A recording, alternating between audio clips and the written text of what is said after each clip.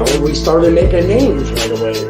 And I loved it. I was robbing drug dealers, taking their gold right off their neck. And the shit we did, who's going to call the police on you? A drug dealer?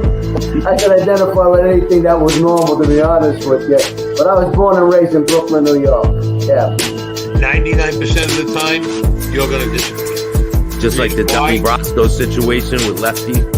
Yeah, because the reason why, they figure it this way. You brought this guy around, he ratted on everybody, now he ratted on you. You might turn around and join him and rat on us, so we get rid of you, there's no connection between there and there, and they get rid of you.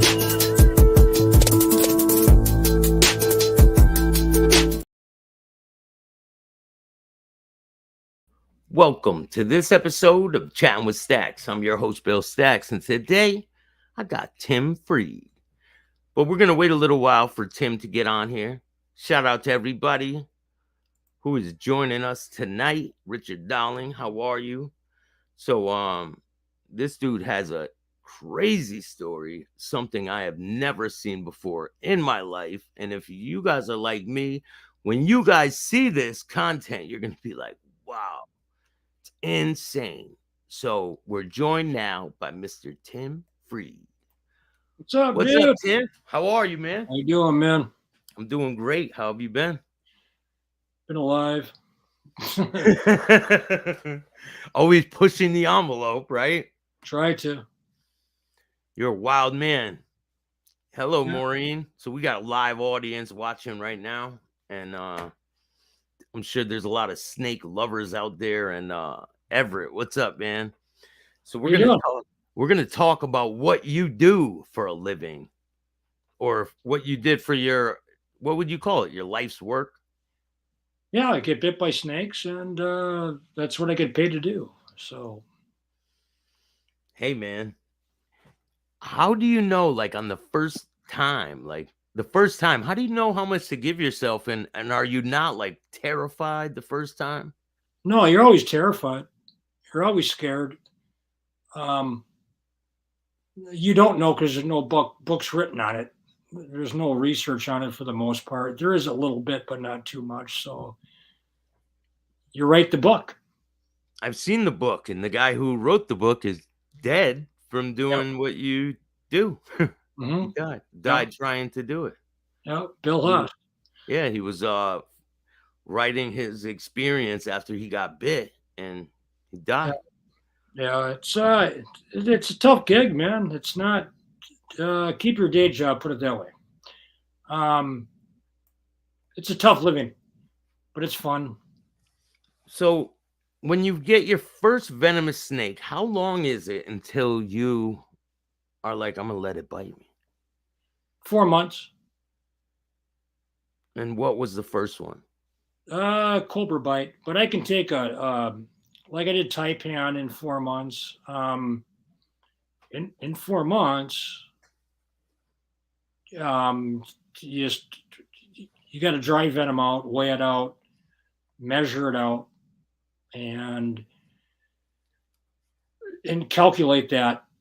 And that's one of the reasons I take a lot of notes, is because that's the only way to do it. You just take a lot of notes and weigh it out, milligram wise. You want to do everything milligram wise. So I go 0.0011 milligrams to 6 milligrams in 4 months every single time. But depends on the venom. Venom's different. It's complex. Do you have does it affect you physically? Do you feel this like over time? And what's the effects, short term and long term?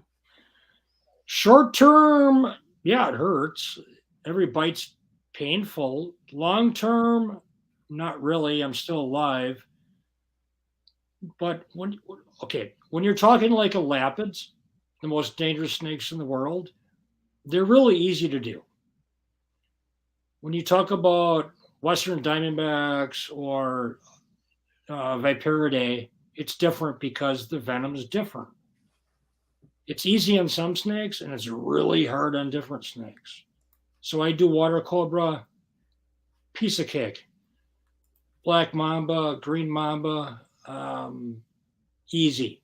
But the rest of them, they're different. It depends on the venom. It completely depends on the venom. It's completely different. And that's because of the 4 families of venom, which is PLA2s, 3-finger toxins, serine proteinases, and metalloproteinases. They're all different.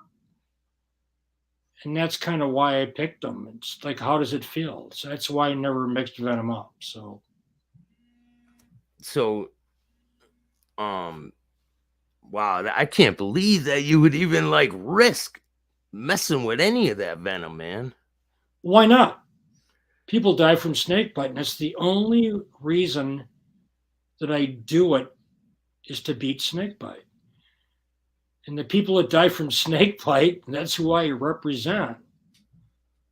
And that's the reason I do it. I mean, it's not for money or fame or any of that type of shit. It's like just understanding venom and what it does to you, you know? So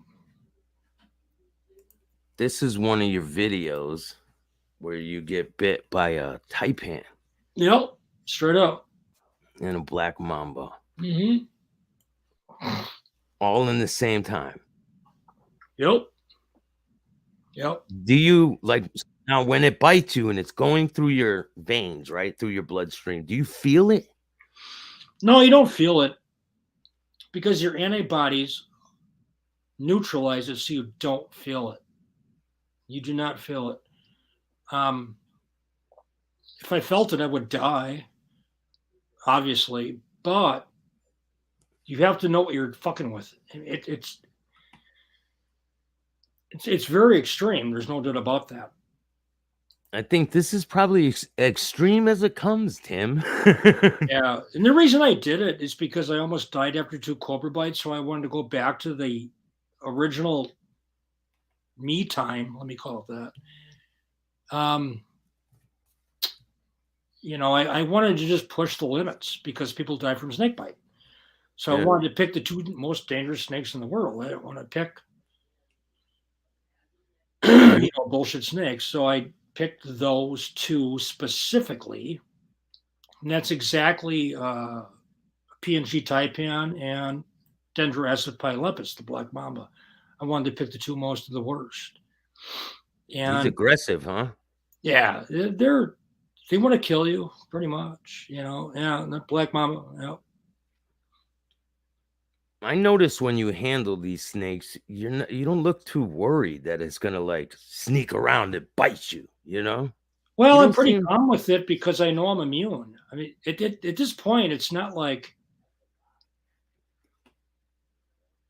I knew I was immune because my notes and my pictures are so correct and so nuts on that I just know that I can do that. It's not easy to do, but the reason I do it's because people die, you know. Now, I got fucking sick of it. I was at that point, I was so pissed off that nobody's doing anything with the 125,000 people a year that die. They're not. But I mean, they are in the lab doing things, right? They're. Oh yeah, we're doing stuff in the lab. That's why we have our D9 antibody right now that we've cloned, and we've cloned it because of those snakes. And it came from your blood, right? Yep. Wild. And that's why we did it. And our next thing is to do is PLA2s at the neuromuscular junction. I'm not going to get deep into science about it because most people aren't going to give a shit about it, but that's exactly what we're doing. You know, and then we have to tackle the metalloproteinase and the serine proteinase, and that's all Viperidae. That's all a different complex. It's that extreme. So yeah, yep. Wow. So you let it one bite you on one arm, when the other one bite you on the other arm. Oh yeah, straight up. Yep. You're walking around with that had to hurt, man. Yeah. Well, venom is very inflammatory by nature. It always has and always will be. Even if you're immune, it still sucks. It's not like it's a walk in the park. I mean, that shit'll put you down for days, even if you're immune. So now, oh wait, let me see. You just showed them. Now, have you ever took the venom and haven't been ready for it? You said you have to wait a certain amount of time. Is there like can you take it too soon or too late? Well, what I do is I dry all the venom out mathematically in my milligram scale over here, and I dry it out. I don't just get bit like once. It's a process of years of figuring shit out. There's no book on it. Yeah. So I dry it out, weigh it out, take notes on it, put it in my Excel file, mathematically figure out how I can calculate how much venom to do. Because that's the question. How much venom do you do? Yeah, you said one time you fell out, right? You passed out. Oh, shit. Yeah, I've been flatlined. I don't know how many times, but well, once, of course. And the other problem is, and this is really important, is that the antivenom that we're making at the lab at Sinovax, we're building it to reduce anaphylactic shock, which is called IgE, anaphylactic shock, which antivenom is made out of horses, equines. So we're trying to reduce that effect and make it out of humans. So there's no anaphylactic shock. It makes a better antivenom. And they can clone the antivenom or my antibodies and make it better and tighter and change amino acids and change everything with it. So that's what's really cool about it. They use your antibodies for the anti-venom, right? That's exactly what they're doing. And I gave you a note on that in our publication. That's where D9 is so important at the neuromuscular junction with nicotinic alphas and short and long acetylcholinase receptors. And that's why it's so powerful. I know all about that stuff. Glad you do, because I don't.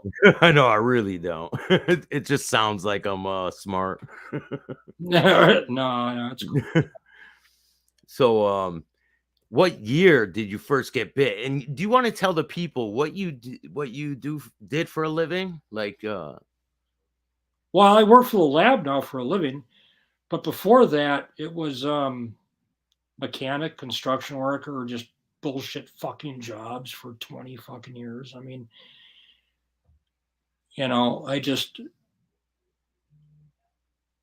that's just what I did. I just, I don't have a degree. I have like 6 college credits.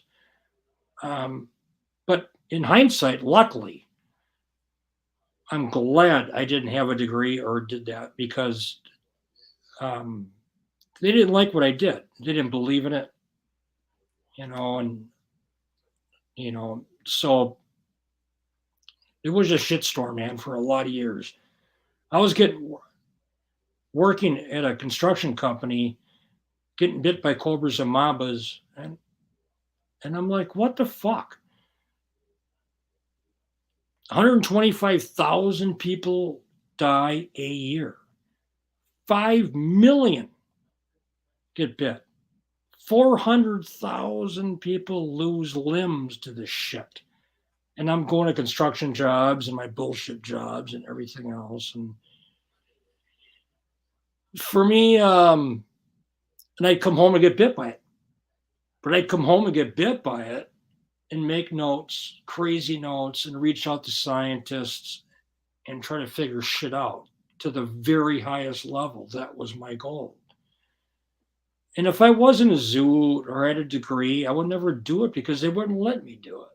No. And I got the personality that's, fuck you, man. I'm going to do it anyway, as I look at the rattlesnake sitting over here looking at me. And, can you show us the rattlesnake? Oh, no, I ain't taking that fucker out. No, don't take him out. No. Don't bring him nowhere near. No. Jose wants to know, where are you from? And Wisconsin. Wisconsin.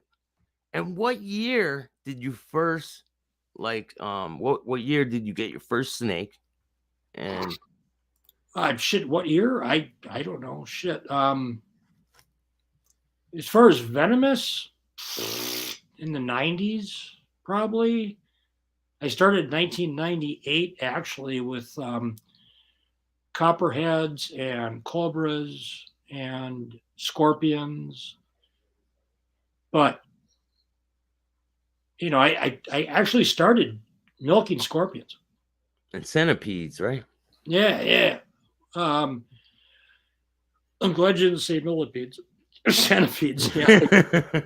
I did centipedes. I went to school for a little bit, milking it, thinking I could sell some venom, for money or whatever. And then I realized, holy shit, people die from fucking snake bite. A lot of them. And I'm like, I started getting into it, and then reached out to people and wanted to be studied in the labs. Now, this is before you ever got bit, or? Yeah, totally. And I reached out to scientists, God, was it 2000, 2001? And I'm like, shit, I got bit. So I'd messaged Dr. Anthony too, Dr. Finlay Russell, and every scientist in the world, every senator, the White House. What can we do to stop snake bite? I was on a fucking mission. It didn't go anywhere because it wasn't degreed. I didn't have a degree. So nobody's going to buy your shit. And I just kept getting bit. And then I got studied once, studied twice, studied for the third time, studied for the fourth time, studied for the fifth time, study for the sixth time. 6 times in 20 years. And that really, really launched the whole project. And that's when I met, Jacob Glanville, and we said, shit, let's make a human antivenom with it. Use my blood, clone the antibodies, and that changed everything. And that's the publication that I gave you. Yeah. And that's our D9 antibody. And we have a lot of work to do with that, but we're on a really good schedule to push hard to make it work. And I'm really happy with it. I really am. It started out as like a stupid hobby, and it turned into the most serious shit since Albert Calmetti 120 years ago. That's the creator of antivenom, is Albert Calmetti. So it's nice to be part of changing medical science. History, basically. I mean, we're changing history with this here. Yeah. In the whole way that it could have gone, because without your work, who knows how many other lives could be lost, Yeah, I don't know, man. I don't know. It's really weird to sit here because I said, look at that fucker again. It's neat to be part of it, but it's also, it kind of sucks because people think it doesn't work. And I always say that if they can make it in horses or other animals, why can't they make it in us? Why can't they make it in Homo sapiens? There's no reason they can't. And to answer that really specifically, people die, and how do you prevent that? That's my thing. People die from snake bite. Okay, big fucking deal. What do you do? For me, it's inject myself with venom and make a vaccine, which is what I did. And that's how the antivenom was created. Because of my blood. Was it easy? Fuck no, it's not easy, man. It's a bitch, dude. It sucks. It's not a walk in the park. A black mama bite's a bitch. A green's a bitch. Cobras are tough. Taipans are tough. Rattlesnakes are tough. Cobras are tough. But if they can make it in horses or any other animal, which we are, why can't they make it in us. And that's exactly the problem I wanted to solve. Make it in us. Make it in humans. The problem is, how are you going to immunize everybody in the world that gets bit? I'm not going to see it. You're not going to do it. This guy Jay says, how readily available is the anti-venom? I've seen shows where people have to fly it in and someone's on the verge of death. Is anti-venom still that scarce? Okay, let me give you an example. Great question. In Africa, they make 15,000 vials of antivenom a year. They need 20,000 vials a year. Times that times 10 in India. Antivenom is scarce. Antivenom is really weird because they're using other snakes. They're not even from maybe the continent. It's crazy how scarce it is. There's no funding for it.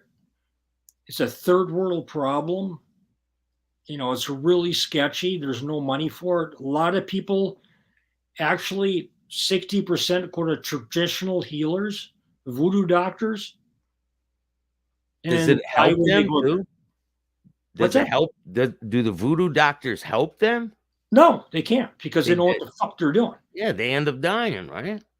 50 to 60% of everybody in the old world, and this is a straight up fucking fact, go to voodoo doctors, traditional healers, and they're going to die or lose an arm or lose a foot. 20% go to hospitals and the rest die. That's a straight out fact. So the problem we have now is like, all right, how do you reach out to all these people all over the world that go to voodoo doctors and they rub a black rock on your arm to beat snake bite death? It's not going to work. You're going to die. They're not even going to get to the hospital. Most of these people are 4 or 5 hours away to even get to the hospital if they have the antivenom. And most hospitals do not have the antivenom. How much does it cost if they do have it? How much? Oh shit! Over there, $100, $200 US dollars. Over there, I don't know what it is, but it's about $100, $200. But over there, $200 to them is like a year's worth of work. So, and when you lose that person in the community, you lose somebody that can make work in your community, farming, helping out in the community. So when that person's gone, somebody has to pick that up to do farm work, any work.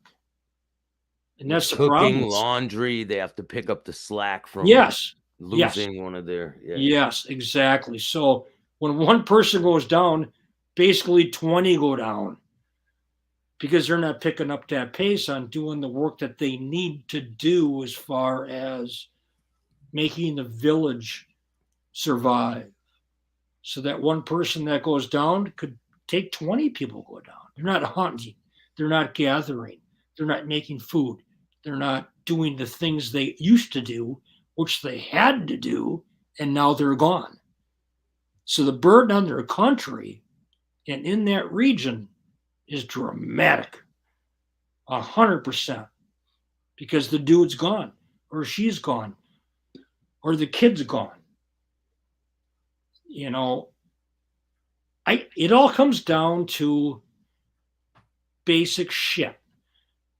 Having cots, having tents, having a place to stay where it's safe, where people bite snakes, which is 60% of the time at night. And that keeps the community alive. When you lose that person in the community, you lose everything in that community. It's every time, all the time. And it sucks. And, you know, it's money. You know, these people are, there's no money. I mean, there's just no money. They can't afford that. Fuck, you could take 4 hours to drive to a hospital. Well, shit, you're probably going to die in about an hour to 2 hours. Black mamba bite, cobra bite. You're not going to get to a hospital in Tanzania that quick. Do you have cell phones? Do you have communication? Do you have a car? Do you have transport? Do you have, all that shit comes into play. So even if we have the perfect product, which we will have, you still have to get to it. Yeah, you have to get it to people. Have you gone out there and witnessed that stuff for yourself? No, I've talked to them all the time. I have a lot of friends in Africa and Asia and Australia, and been at conferences, the whole 9 yards.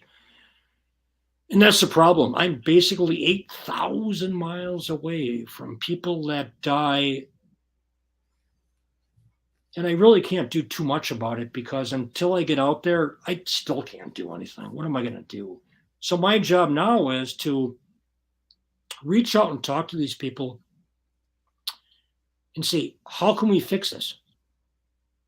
Even if we have the best product on the planet, antivenom-wise, well, I think they should immunize, but you still have to get to it. You still need transportation. You still need a car and phone and a cot and good shoes and basic protocols in place to get to it. Because the product's How long with like you get bit by a black mamba? How long until you die? Black mamba shit. Like 5 minutes. Yeah, like so you really don't even have a chance with that. What are you supposed to do? It's a damn ass good question. That is a damn ass good question. We need to do two things. To teach these people where they're going, the traditional healers, to educate these people on how to do it and what to do. We need to have antivenom in their hands as fast as possible. As fast. We need to have it. We don't need cold storage. We need a lyophilized product to where they can inject it immediately.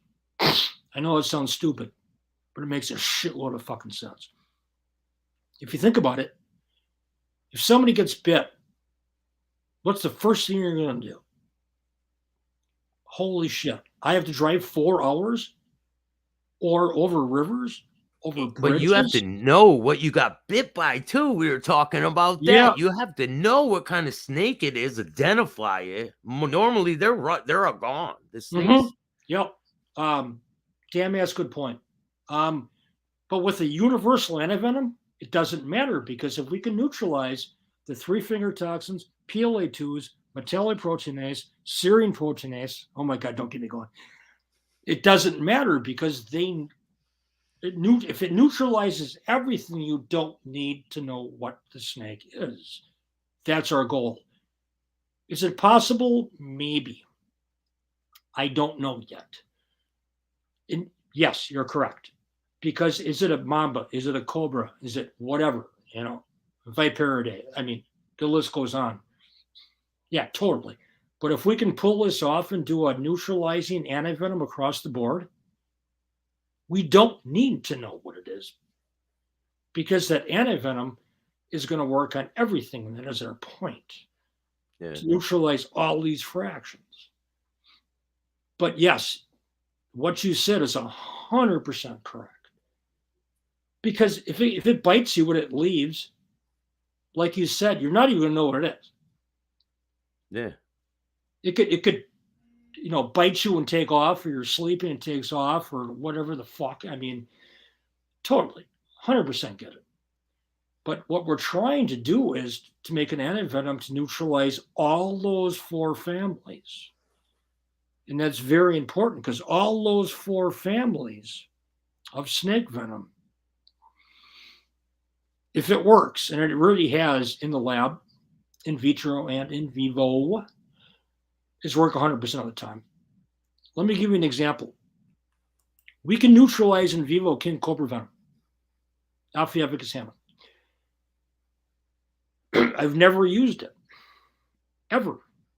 The reason that we can neutralize that venom is because my D9 antibodies, which cross to all elapids, everywhere.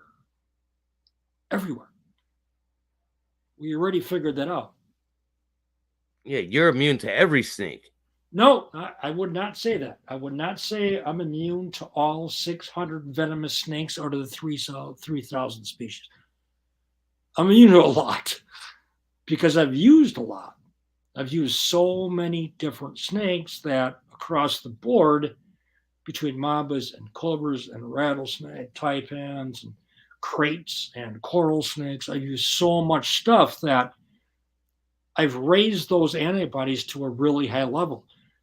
And then what we do with that, we take it to a lab and we pan it. It's called panning. And the panning draws out the antibodies, and then we take it to an ELISA, and we take it to a gator machine, and we take our, that's where we got the D9 antibody. The D9 antibody neutralizes almost every elapin. That's lab shit that I gave you. It's not bullshit. So that's very important.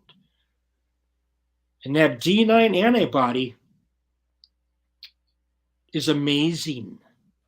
But we have to deal with other things too. If it was just that, we could neutralize every venom fraction on the planet, but we can't because we have to do PLA2. We have to do cytotoxins. We have to do myotoxins. We have to do metalloproteinases and serine proteinases, and the list goes on, you know. So it's very complicated with the whole fucking project is neuromuscular junction hemostasis. Hemostasis, the way the blood clots. We have to deal with that too. We're working on that. But if we can do that, we have a good shot to neutralize damn near everything.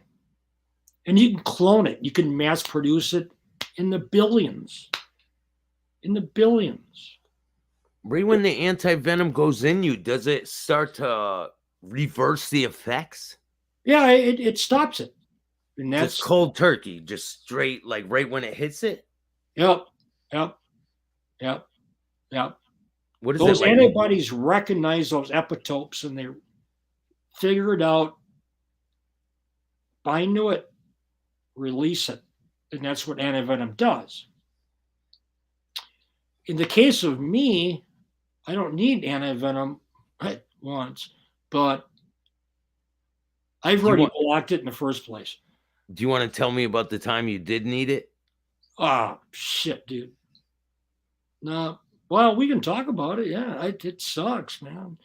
2000, 2001, flatlined, 2 cobra bites. Yeah, it sucks, man. It's a rough feeling. It's a rough feeling.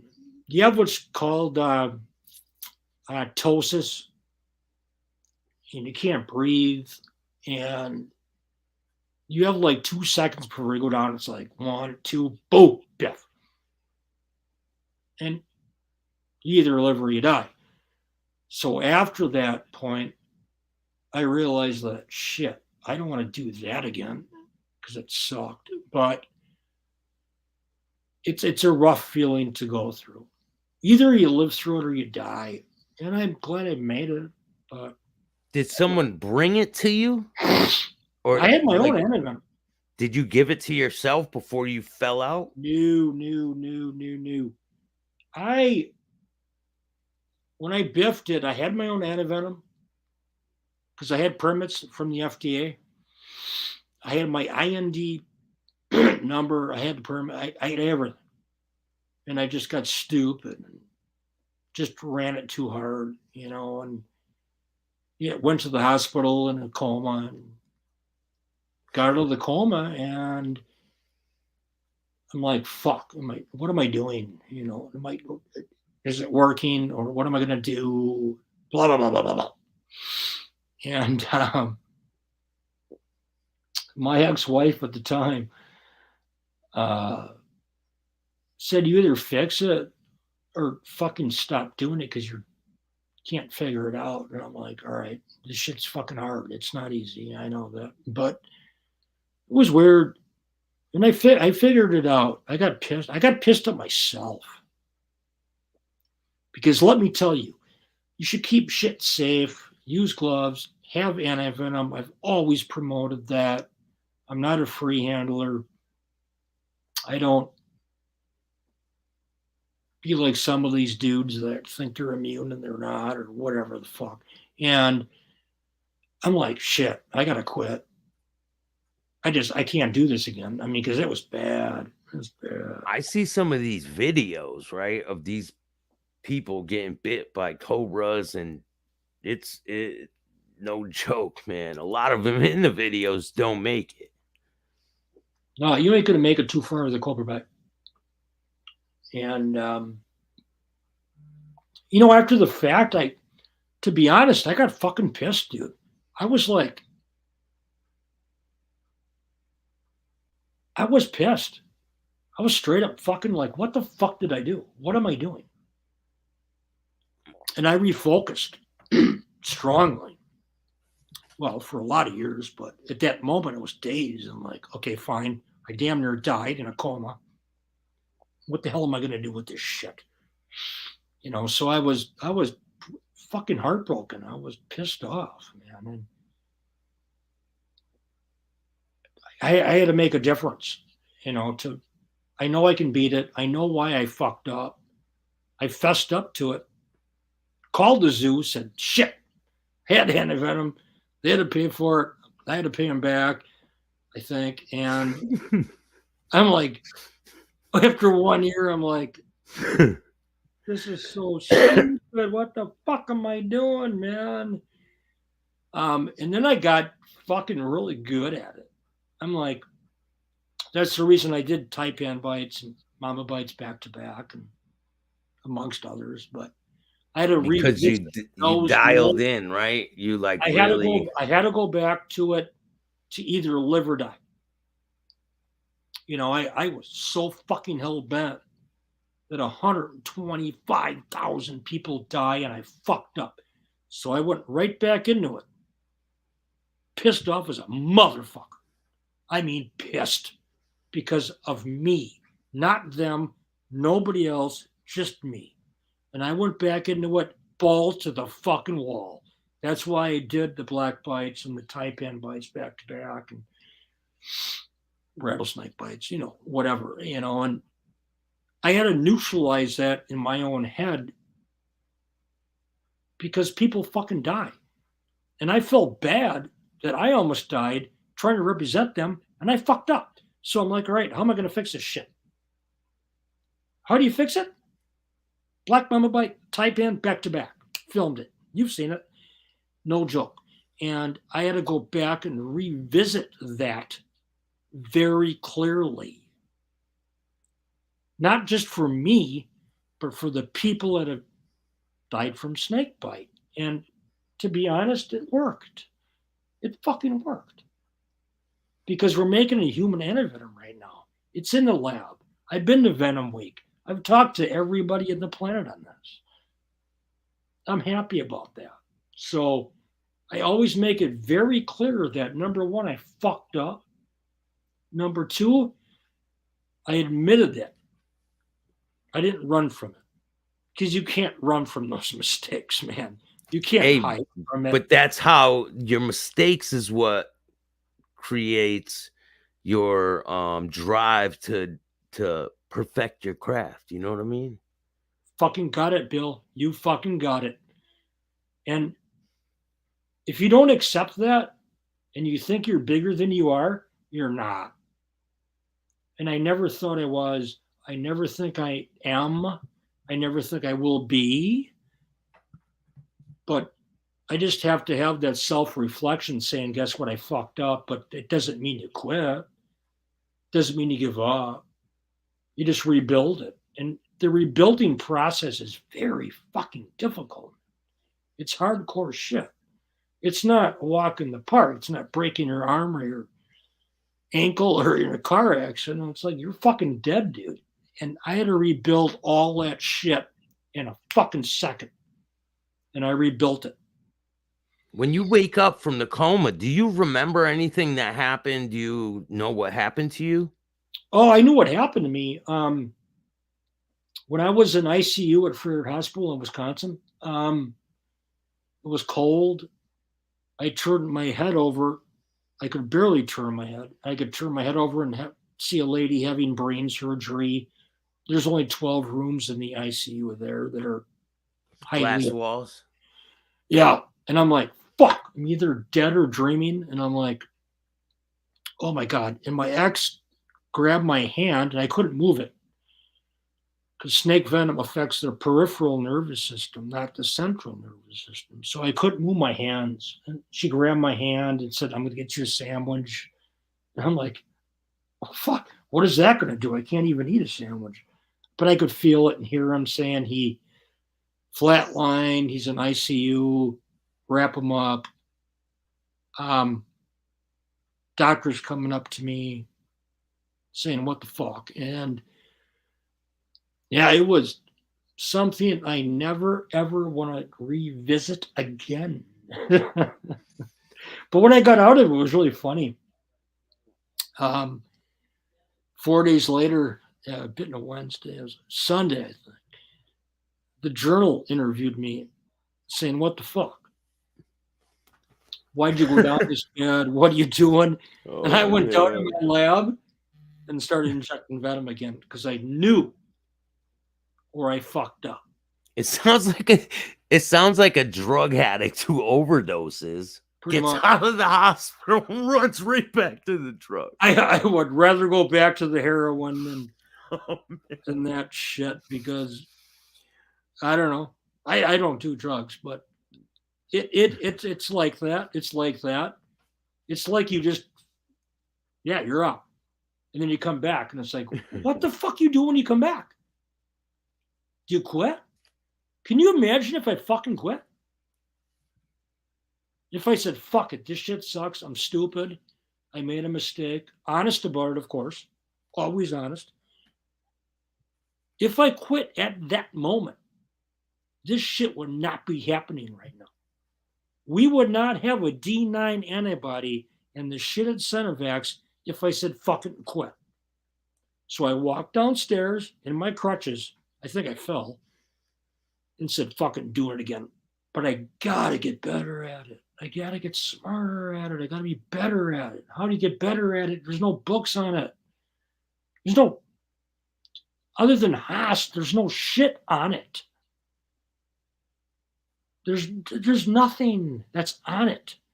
So what do? Do you study like the effects of it and just get as much information as you can and try to make your own judgment?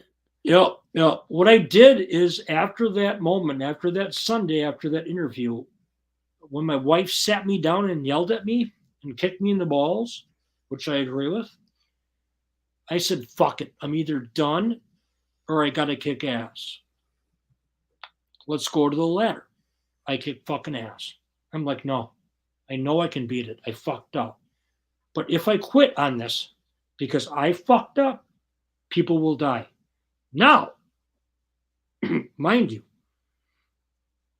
as I sit here now and talk to you, we are building a beautiful antibody system on this. I work with the greatest PhD scientists in the world. The world. Not fucking with you. And because of that day and that mistake and all those studies, 6 times studied, talked to Nobel winners. Shit, I've talked to everybody about. I've redefined my game because of my mistakes. Complete fucking mistakes. My fault, nobody else's. I redefined it because if I didn't do that, then fucking why do anything? Just quit. So I redefined everything. And that's the reason I've been studied so many times and reached out so many times in publications. Not a lot that are great, but most are. And now when I look back on it, if it wasn't for that fatal night after those 2 bites, I do not think I would be the person I am today because of my mistakes, my failures. I had to suck it up, admit to myself I'm not that great at what I do. Well, I still don't. And it changed everything. It changed everything.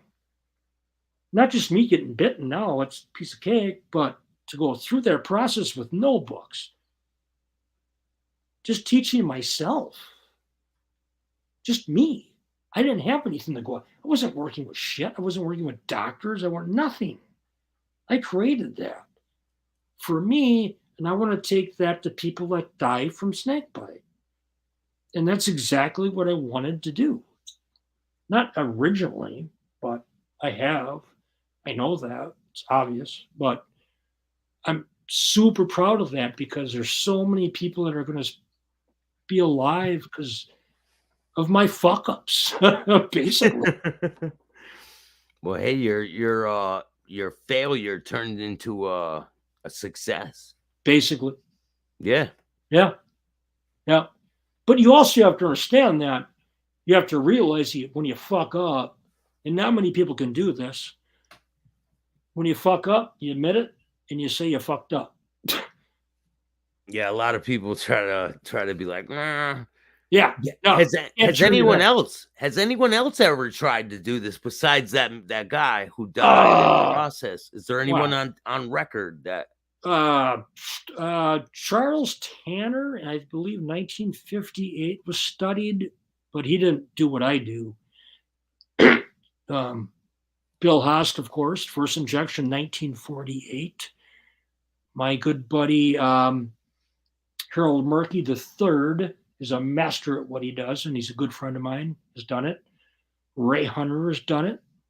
Ray Hunter has done it pretty damn ass good, as far as you can get it. There's other people that have done it. I am not a pioneer in the field. I'm simply the middleman. And those people, I all know those people. Well, minus Bill, he's gone, but I know them very well. Good friends of mine. We take it to different levels. I just take it to a fucking extreme level. And I want to blast that fucker out of the water, not just with bites. That's one thing. I want to take it to the level of science. Going to Venom week last year for me was huge. The lab I work with is huge. The doctors I work with are huge. The PhD scientists I work with are huge. My goal was not just beating the bites, but taking it to the level of academia where nobody has ever taken it before. Ever. That's been my goal. I've been successful. I've failed, and I've admitted those failures, like I have tonight. But I'm really happy that I've taken it to a level where I don't know if anybody could ever take it to that level again. I hope they break my fucking records, because if they do, more lives will be saved. But I don't think that's going to happen. No, I think you pushed it right to the limits, man. Right to the end of the death. Yeah. And that for me is cool, because there's going to be a kid in Africa someday. Who did I fucking just talk to? Somebody in Africa, who died, and from a snake that I use. And I can't even imagine like going to African. Some kid just walks up to me and shakes my hand and says, "Dude, thanks, I'm alive because of your antivenom or what you've done." Someone died from the snake that you used? Yeah, somebody just died by was it a black mamba yesterday, day before? Whatever it is. I mean, there's tons. It could be a cobra, it could be bittis, could be ecus. I mean, whatever. Every day I see it. So it'd be really cool to meet somebody, some kid that I don't even know 8,000 miles away, and shakes my hand and just says, "Fuck, dude, thanks for everything you've done. Everything. Whether it be antivenom, whether it be a vaccine, whether it be shit I do, that would be really cool for me to have that kid just have a life that I provided for him. I don't even know him, can't speak his language. That's not just Africa. It could be Central America, South America, Asia. India has a big snake problem, right? Big. Huge. 50,000 people a year die in India. Just India. By the big four. 50,000 people die by that. And I blow it up. Look at this guy, Boston Bruins fan, says crazy stuff. My wife's uncle died from a rattlesnake bite out of Wyoming. He was bit, rushed to the ER, given antivenom, and still died in less than 30 minutes between the bite and the antivenom. See, because it will not always work, right? You could be too late after they give it, like in this situation. Exactly. I'm sorry to hear that, by the way. My apologies. Condolences, I mean. Yeah. I mean, you can get fucking tagged, and if you get to the hospital, doesn't mean you're going to survive. Yeah, what you if get you up get to the there? front door? We got no antivenom here. Yeah, or antivenom shit. You know, I mean, there's so many factors that come into play with that. I mean, it's like, and that's why I promote so often that I'm immune to shit. I don't need antivenom. Great, we have it. We can make a better antivenom, but you have to get there. Even if it's 30 minutes to get there, you could be dead in 15. Even if you walk into the door, like you just discussed, you could be dead. Yeah, I've seen videos. They get bit, they like turn around and fall on the ground, and they're done. Like it doesn't take long. Yep. And that's why we have to promote having shoes when you work, having cots where you live, and having tents. I mean, not tents, but covering barrier. Most snake bites. Yeah, most snake bites are at night. Almost 60%. In the toilet too, right? They have outhouses. A lot of people get bit in the toilet, right? Have a clean fucking house. If you have a dirty house, you're gonna have rats. If you have rats, you're gonna have snakes. So have a clean house. If you have holes, if you have open doors, if you have anything in your house that can get in there, that's where they die in the old world. Every single time.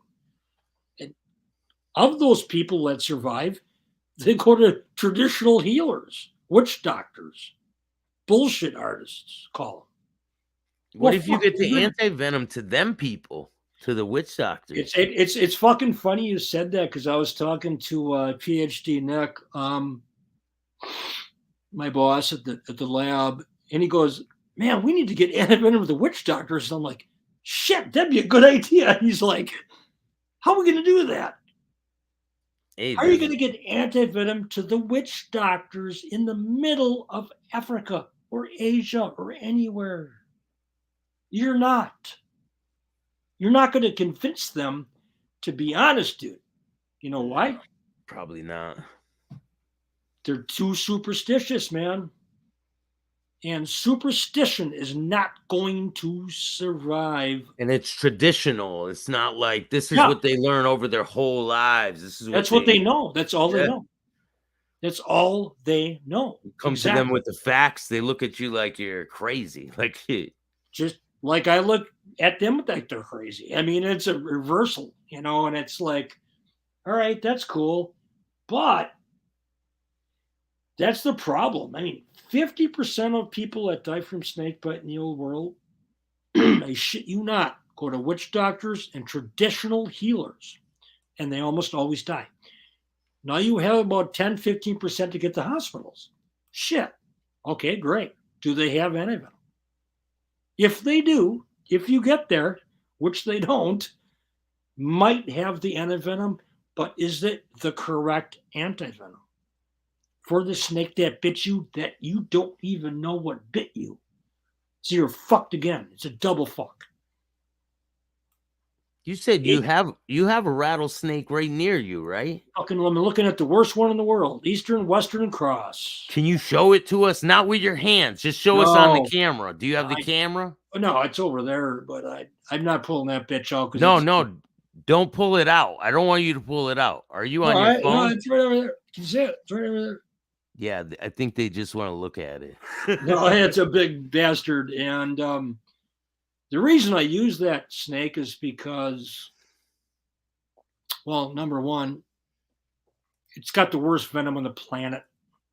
Not the planet, but as far as rattlesnakes go, it's a super serious. That's Mojave, but I think Mojave or black, maybe. Yeah, black. this is Mojave. Or black Mojave, yeah. And I've done too many to remember. You've done way too many, man. I know. You don't even look. See how you're grabbing that snake? That's Mojave. How do you not know the snake's not just gonna turn and bite you real quick? You just don't care, or you? I don't give a shit. I'm immune to it. She said, "I want to see the snake." Look, it's right here. Yeah, that's a bitch, man. That's a look at it. Listen to it rattling. There you go. Hey, is the one that is with you right now, does it have a rattle and all that? Oh fuck yeah. Yeah. But see, the difference is between that particular snake Mojave, it has 3 different types of venom, A, B, and A and B. I won't get into it too in depth, but this particular snake doesn't have it. But it has Western Diamondback, Eastern Diamondback venom. It doesn't have the PLA2s. It's strictly metalloproteinase, serine proteinase, and it's a motherfucker. It's bad. How bad does it hurt when they bite you, the rattlesnake? Oh, yeah, it sucks. It sucks. Out of all the snakes, out of like a cobra, black mamba, and a rattlesnake, which one hurts the worst? Western Diamondback, number 1, as I look at my finger, which I still have, and it hurt.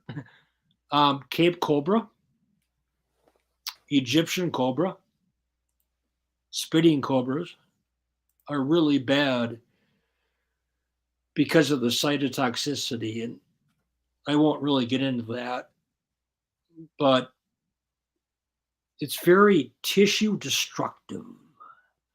Rattlesnakes are bad. Mojave, not so much. It depends on the type. Western Diamondback, oh, fuck. Bad. Eastern, bad. Because it has tissue-destroying toxins of the highest level.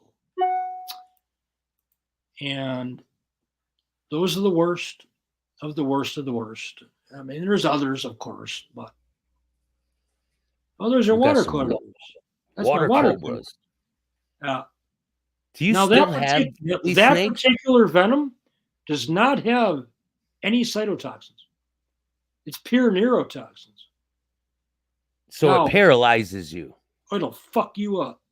It's the most venomous snake in Africa other than the boomslang, LD 50.14. Naya annulata is the scientific name, and that fucker will take you the fuck out. But that's the reason I picked it. That's why I wanted it.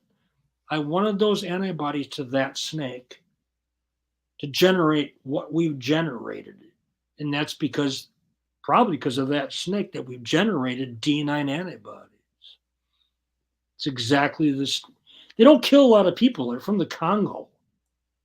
They don't kill anybody. But I didn't pick it for that reason. I picked it to generate antibodies to make our D9 antibody, basically. You know. Charles Phillips says, here in Connecticut, does the water moccasin kill? I don't know. I don't think so. I don't think so. There's only like 10 people in North America that die from venomous snakes. 10 to 14, give or take. North Carolina being the highest at 1,680 bites. West Virginia's one. Florida's one. Arkansas is one. I'm going through my notes in my head. And Arizona, California, there's some shit too, but not really. They have mountain diamondbacks, mountain rattlesnakes in Connecticut, and in the hills. They have a Yeah. place called Rattlesnake Mountain. I've never been there. I don't know, to be honest, but it's not a problem really. North America, I mean, just like Australia, it's like 10, 12 people a year that die. But although all their snakes are mainly venomous, they have really good antivenom. They have really good health care, just like we do in North America. Yeah. But they don't have that in the old world. They don't have that in Asia, in India. Asia, India. You know what I mean? Or Africa. They don't have it. They don't have the facilities. And that's the problem that we have. Even if we make the greatest product on the planet, you gotta fucking get there. Yeah, if you can't get it to them, it's really What the fuck's the point of having it?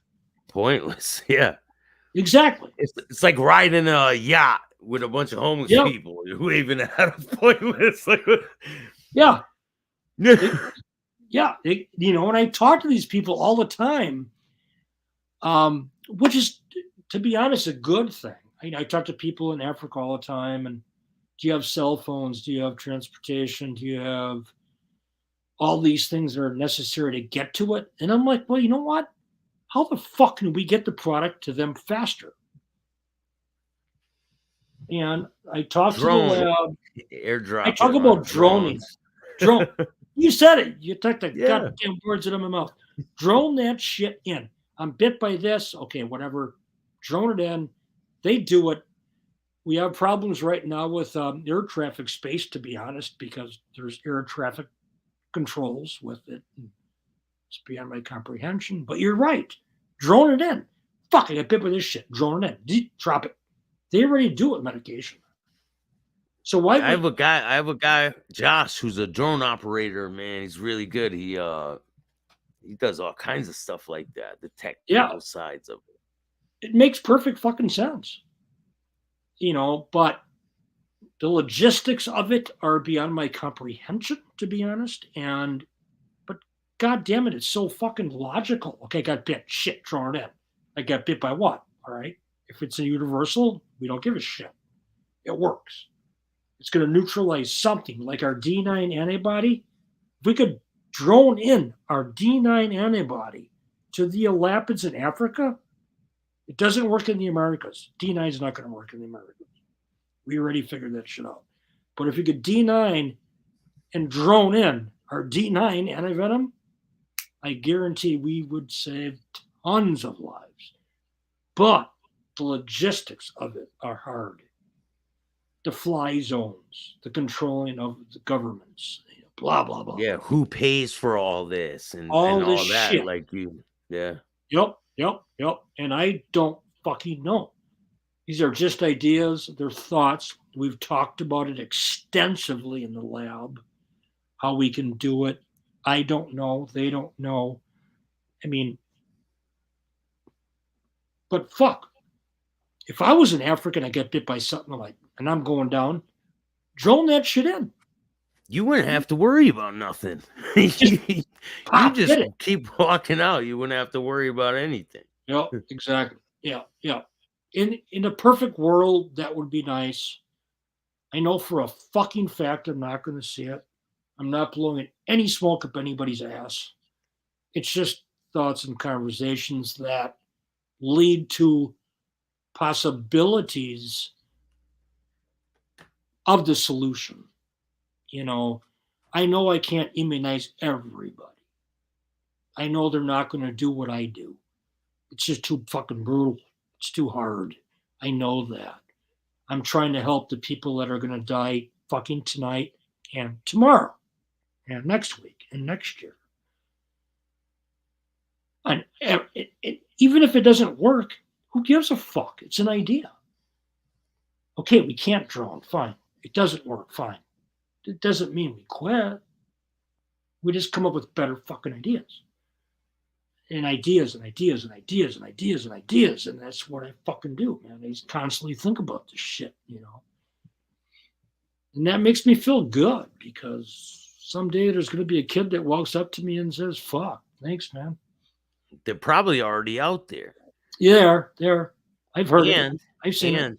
have you gotten your anti-venom to some of these hospitals out there? Nope. The antivenom's not made yet because we're not done with it. Our D9 antibody in the paper that I gave you, that's done. But we have to do PLA2, we have to do metalloproteinase, serine proteinase. We have to combine the whole mixture, and we're working on that. It's very complicated. But I will tell you this. I've reached out to damn near everybody in the world, in Africa, in Asia, India mainly, to people that are going to help us get this shit in the field. Because we have to do in vitro studies, we have to do in vivo studies, and then we have to do manufacturing. And then once manufacturing's done, well, shit, what do you do with that?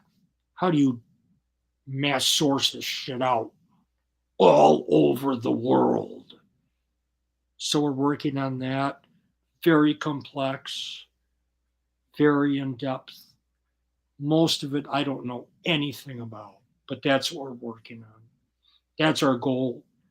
Our goal is actually to have places in the old world where we can distribute, like let's say India, of course, and have a distributed manufacturing corporation in India to where we can branch out and have antivenom go there, and then branch out to go to the different places. India, boom, Africa, have a manufacturing plant there too.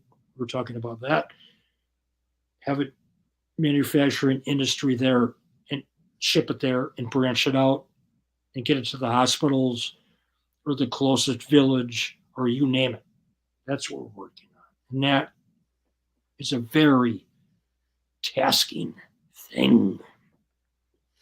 Well, don't overdo it no more for your for the love of science, man, because I think you've already pushed your limits enough. Right. And there's people that want you to continue to do the research without having to do this type of shit. But anyway, man, I really appreciate you, man. It's always a great time when you come on, and you're welcome back anytime. I enjoy when you come on. A lot of people watch this, and I think they enjoy this too. No, it's really cool, Bill, because number one, thank you.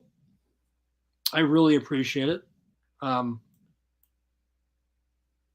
Because the word gets out, and without talking, if I just sat here and did like nothing and watched stupid fucking TV, which I'm going to do in a second,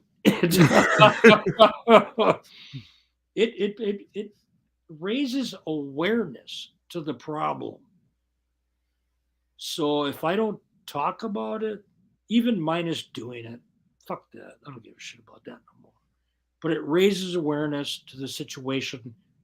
And your podcast, even if it reaches 2 or 3 people, 400 or 500, I don't give a shit. I'll put time into that. Number one, because I love it. Number two, because it makes a fucking difference. I'm not going to sit back and not talk about it, because what am I doing at that point? I'm not doing anything. Then you're just being part of the problem, right? I'm not doing shit. And hey, Bill, I talked to the lab yesterday. I have lab meetings every Tuesday. Yeah, Tuesday. And I said, I'm talking to Bill again. And they're like, they got all excited about it. They're like, Bill, they asked me about your story, which I don't know a lot about. I don't really give a shit. But I'm like, this guy's cool as fuck, He represents cool people. He loves his mob shit. So do I. Yeah, man. And they're just people trying to get better and reach out. And dude, they loved it. They're like, fuck, man. Hey, I'm striving for greatness, and people are gonna see that. Like, I was on the low end of life, man. I hated my life. I was an alcoholic. I was addicted to drugs, and I recovered from that. And I'm trying to show other people that they can do it too. They don't need to. My failures are still out there, you know? Yeah, but you're making a big difference, dude. You've actually helped me by talking to you because everybody's a fuck up for the most part. Nobody's got a perfect life. No. There's so many degrees of it, of course, but I love this so much because I'm a fuck up and I like talking to fuck ups. Not you. It's just so much fun to just be honest and release, man, because nobody's going to learn if you just think you're the shit or, whatever, it's cool. I gotta be honest though, man. I'm not letting no damn snake bite me, man. I'm running, I'm throwing that thing. I ain't going nowhere near that damn thing. I had so much hope for you, Bill. I'm good, man. I don't need to do that. No. Oh, that's cool. You don't have to because that's my job and I've done it, so you don't have to worry about that. Yeah, man. All you gotta do is pay bills, big fucking deal. I'm good with all that, man. Yeah. Thank you so much, man. I really appreciate you, and I'll definitely have you on again. I got something major in the works, and I'm gonna have you be a part of it. Fuck and, yeah, dude. People will see soon. Definitely. Bill, it's always been a pleasure. I enjoy it tremendously. Thank you. Hey. I love you. And if you guys want to check out his content, go check out his channel. He's got a YouTube channel, Tim Friede. It's Friede. And there's tons of content out there. And go watch some of our older videos. There's some of his videos mixed in, like I edited it together. And you can see crazy bites. And he survived them. So check that out. And his whole life story is on one of the interviews that we did. A couple of them. Down the line, but hit the like, subscribe, and notification bell so you could get my videos every time they drop. You want to give anyone a shout out before we go? No, I don't have anything. Shout out to Cinefax. Cinefax.com. Cinefax, right? Yeah. Cinefax. Yep. All right, man. Thank you, man. Love you, Bill. Peace out, everyone. Love you too, bro. Peace.